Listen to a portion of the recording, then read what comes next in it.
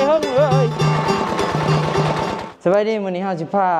ทุกคนไปเบิ่งวิธีไถนานะมื้อนี้ก็ได้มาอยู่บ้านเนาะเดี๋ยวสิพาขึ้นไปเบิ่งมุมสูงก่อนว่ายามฝนแหละเนาะมันก็สิมีแบบวิวงามแบบคนไทยไห้ไทยนานี่ไปพาขึ้นมาเบิ่งเราต้องพาทุกคนมาเบิ่งอันนี้ก่อนเนาะมุมสูง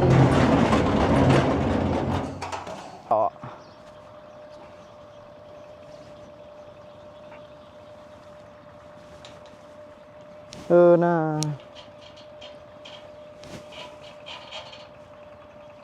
น้ำแช่อยู่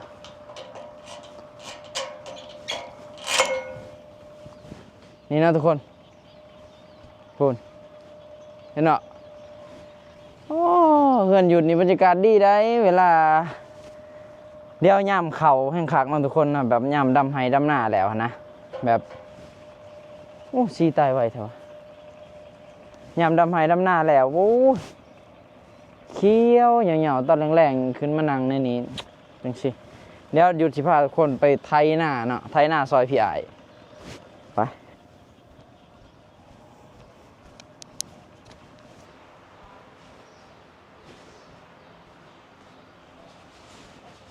เป็นพุยว่ะเนี่ยทุกคนเด้อผู้ใดอยากได้เด้อปล่อยเด้อยามนี่ก็มีแต่หาไทยให้ไทยนาแล้วพี่น้องเอ้ยมียัง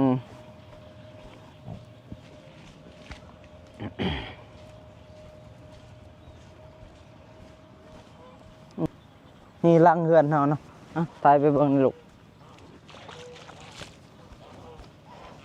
ผู้ใดอยากมาลินน้ำยุดมาได้เด้อเดี๋ยวพาขึ้นชมวิวอีเทิง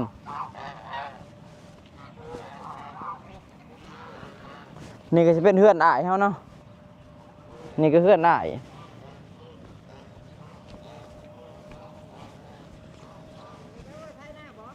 ไถหน้าก่อนเพื่อนโอ้แล้วแหละนี่เนาะเดี๋ยวพาไปเบิ่งวันตะกะก่อนหัวหน้าเองหวานเรียบร้อยว่าแต่ฝนตกเนาะนี่ทำบ้านจ่าเองเด้อนี่สิเป็นในบ้านเฮาพอบ้านเฮานั่นนี่หน้าของเราเด้อนี่เป็นร้อยซอผู้ได้ไห้เดียว2ไห้นี่ขนาดเด้อนี่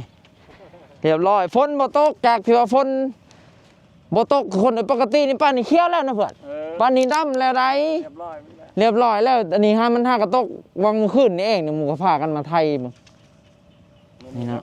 มื้อนี้คนลายเลยมื้อนี้เราเฮ็ดแล้วแป๊บเดียวเนาะเฮ็ดหน้าบ่ได้ยากขอแต่ว่าฝนตกไปมื้อนี้สิพาไปไถนาก่อนจับแต่ไม้ลายเนาะมื้อนี้ไปหาจับคันรถไถก่อนไว้ดิเหยื่องก่อนปอคอลายลีอันนี้เอ้ย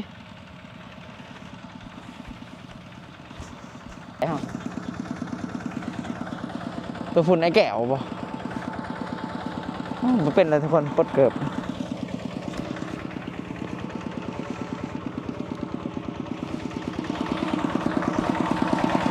มา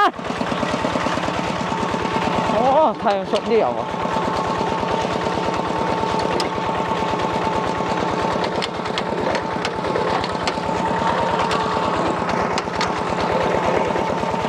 นี่เนาะโอ้บ่ได้ไทยเฮิงเลย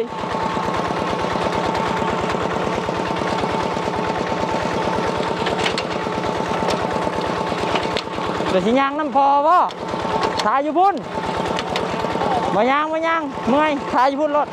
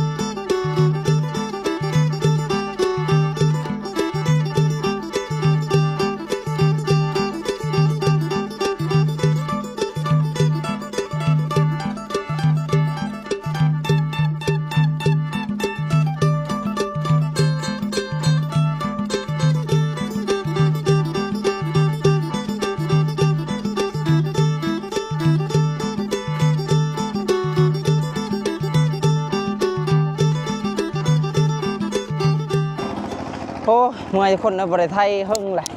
นี่ก็ไทยซอยพี่ใหญ่เนาะแล้วก็มาไทยซอยหมูน้ำอีก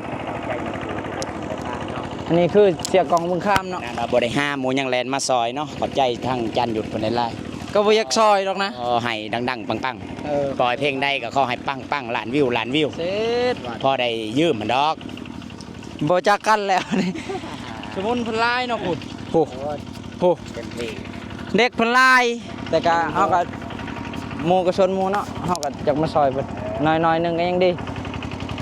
ยำให้ยำหน้านี่นะเว้ย แม่นักหน้าซอยกันได้เจ็บไก่บางทีพูดได้ สองคันได้รถเพิ่นเสียไทยต่างได้เสีย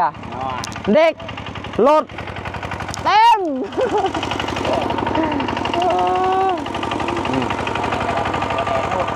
ใครแน่แต่มันห่มโอ้มื้อนี้แล้วฝนตกขึมปกตินี่แดดเบิดมื้อทุกคนเลยโอ้ถ่ายไปรอบๆลูกคุณจะเบิ่งมีแต่คนลงไห้ลงหน้าเบิดได้ยำบ่แต่ละปีอันโอ้ยแล้วมันแล้วป่านนี้คนบ่อยากดีปานใดคนมันแรงคนบ่อยากขักปานใดปีนี้โอเคเนาะทุกคนเนาะเดี๋ยวเฮาก็สิไทยซอยเพิ่นต่อแหละ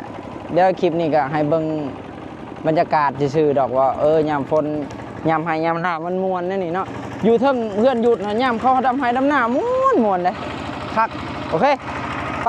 บายดีทุกคนขอบใจหลายๆฝากติดตาม2ใหม่เด้อ2หยุดเนาะเฮ็ดใหม่มาแน่มาล่านี่ติกราบสบายดีทางติดตามไปดูเขาไล่โอ้จนบ่มีมองสิซักเด้อทุกคนเนาะผู้ซักมาฮอดพี่ใดพี่ลองโคตรยังบ่ซักแต่มองเดียวนั่นแหละมองเล่าบ๊ายบายโอเคบ๊ายบาย